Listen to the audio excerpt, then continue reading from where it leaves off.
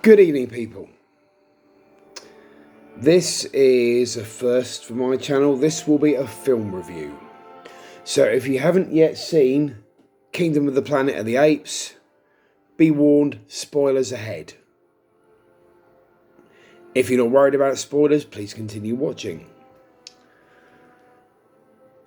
I'm looking rather bright, aren't I? And I'm actually wearing a shirt.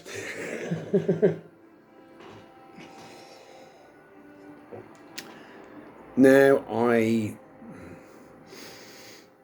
because of the recent quality of what's been coming out in media, I had my trepidations about this film.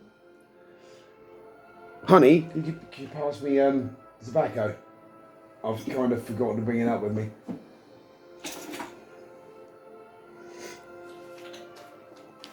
It's normally the other way around, but you know, she knows I'm doing the video, so she's being very careful to keep out of shot here. I'm being warned.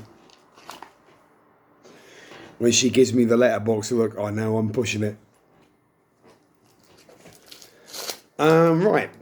There was the first tangent, probably one of many. Well, I sat down and I watched this. And my initial thoughts were derivative. The vibe with the tribe taming eagles reminded me of Avatar. And of course all the climbing and the hazardous climbing to get to the nests, or in Avatar it was the pterodactyl, whatever they were called, you know what I mean, places. And I was like, ugh. And then we got the derivative of the primitive tribe being attacked by a superior empire. Capture the slaves, blah, blah, blah. I was like, Then we met the orangutan, voiced by, what's the actor's name, darling? Kevin Durand, who was the Wanderer in Vikings. I believe he was in Lost, and he's done a few other things as well, hasn't he? Very good actor. I do enjoy his work. He voiced the orangutan very well. And of course you have the actress who played Ciri in The Witcher as the human.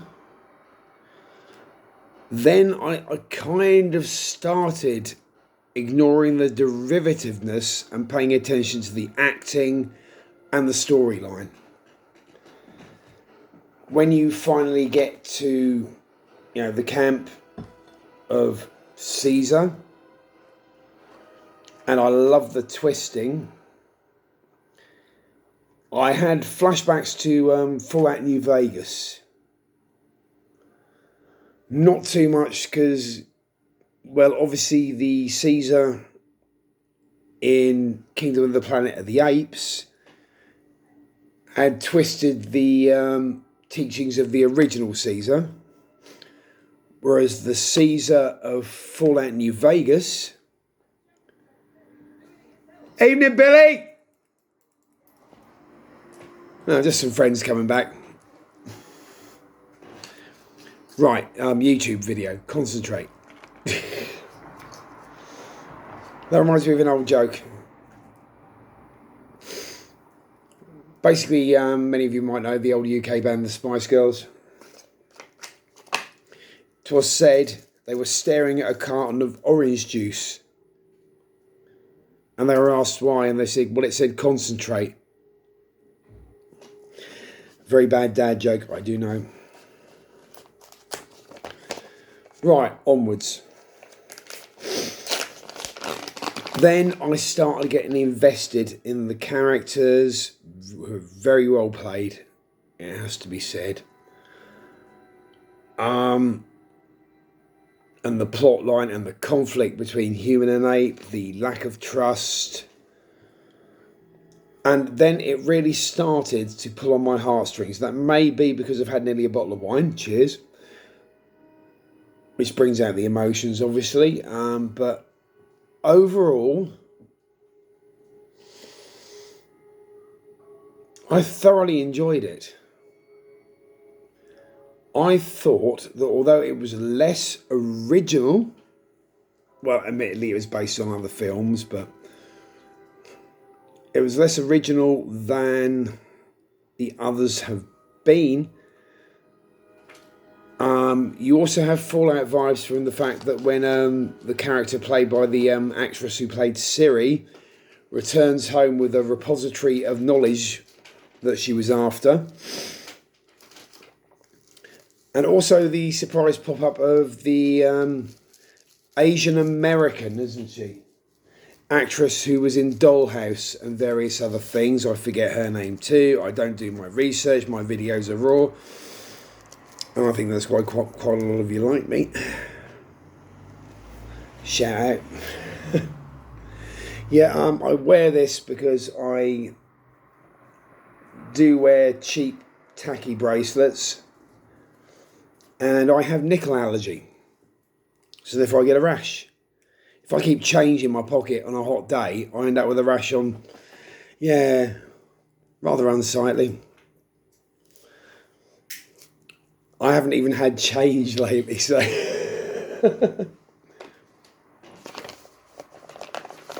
But, yeah, oh, you know what I forgot to bring up with me, don't you? The lighter. Always expect the unexpected with my videos. Like me nearly losing my trousers. Well, there you go. But basically, I thought overall, some elements of the plot were very derivative. Apparently, according to my partner, that's my word of the day, isn't it? She's just nodding.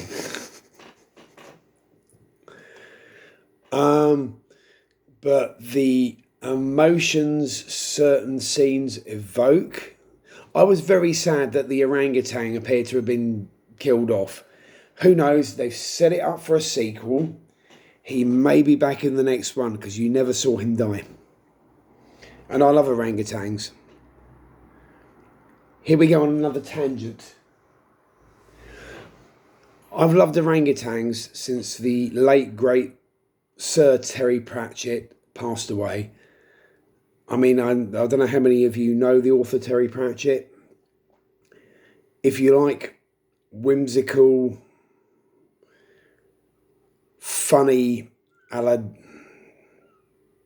Douglas Adams, Hitchhiker's Guide to the Galaxy style humour, with an awful lot of education and humanism and philosophy on human nature and why we are the way we are and why we react the way we do, then I can thoroughly recommend if you don't know him already.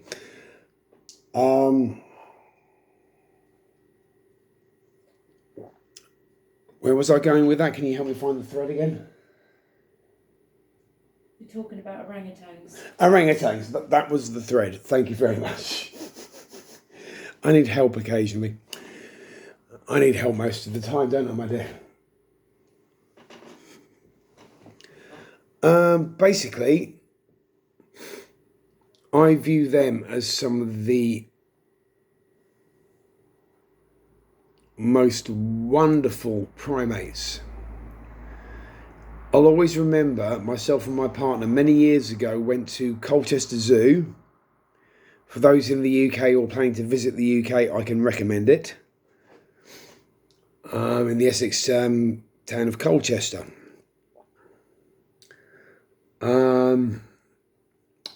They have orangutans there.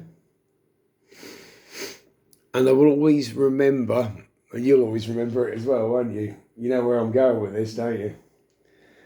One of the orangutans, I think he was a male, wasn't he? Spotted a pregnant woman and started paying attention to her. Now, we were inside with the big glass. And the woman, bless her, she put herself right up against the glass, and he was like down like that, looking at her belly, and then he kissed it. He kissed her belly and pointed. I'm sure he pointed as well, didn't he? He knew she was pregnant. And this is still relevant because I think we underestimate our primate ancestors, and we should look at them and cherish them. They are far more honest and open than most humans can ever be. We, in a way, need to learn from them. Not necessarily from the nastier side of chimpanzee behaviour, but their openness, their honesty, their resourcefulness even.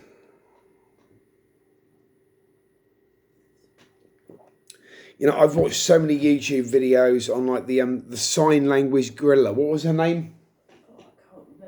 Nor can I, but there was a gorilla that learned sign language who could communicate. There's been a chimp that did that too.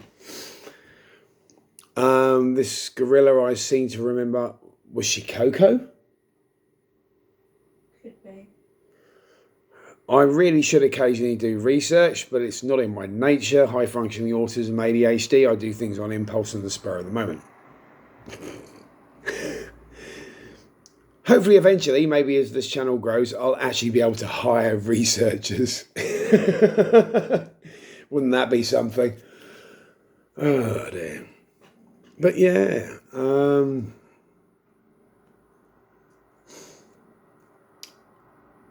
I love orangutans most, and gorillas. Chimps scare me. They are too much like violent human beings without filters.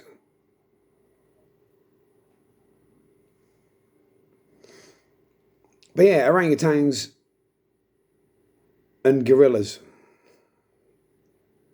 Never make eye contact with a gorilla, apparently. I've watched Gorillas in the Mist. I've watched various documentaries on what they're doing in Rwanda, isn't it? To help preserve this wonderful species. The work they do in Borneo to preserve the orangutans, or orangutan, whatever you want. Pronunciation was never my strong point when it's a foreign language. I'm English. We speak English. I don't necessarily speak the Queen's English because I'm from Suffolk.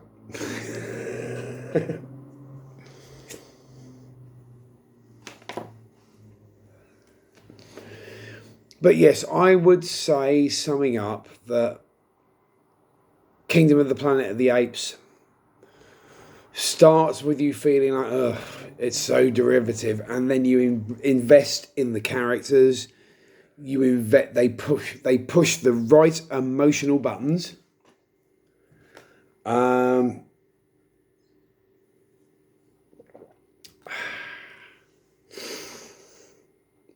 Overall, I would say it was a damn good job, far better than a lot of output from the streaming services. And I wonder, I speculated on this earlier, not on YouTube, but in real life, you know, there is a difference, believe it or not. I speculated, oh, there she is, just checking on Artemisia, my pet tarantula. I speculated that one of the reasons why the writing quality on various streaming services has nosedived was that because the Hollywood writers' strike kind of got their way and therefore turned things around a bit and made it more expensive to hire writers. So therefore the streaming services, because they have less of a budget, This is only pure speculation, by the way. If anybody would care to correct me in the comments, please do. Well, my speculation is that because writers are now getting paid for the quality of their writing, people like Netflix, Disney, Amazon Prime, they are not hiring good writers anymore. They're hiring whoever wants to write. Which is why you're getting such appalling writing in anything that's been produced since the writers' strike on a lot of occasions. This is not a good thing for film and television media in general. But the only thing we can do is boycott this appallingly dreadful writing that's being done for a political agenda instead of actually quality viewing. That's all we can do. So, even if you don't want to watch it, smash the dislike button where you can on various rubbish things that have been broadcast. Even if you just watch it for 5 minutes, smash the dislike on it.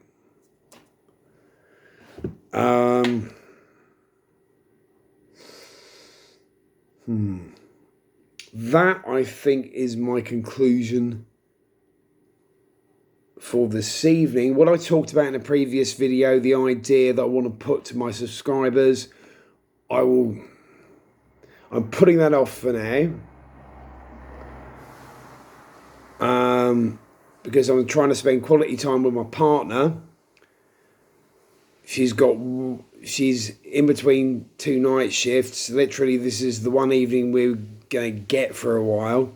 So I would like to spend quality time with her. But I also want to do another video for you guys. Well, happy trails. And I'll end this by saying, if you have a partner and you get the opportunity to spend quality time with her, do so. Don't put it off. Life's too short. Take your pleasures and your love when you get the opportunity. Never miss that opportunity to make magic moments. Never miss the opportunity to express your love and affection for those closest to you. Because you never know how long it's going to last. You never know how long you're going to last. Keep fighting till the very end. Thank you for listening.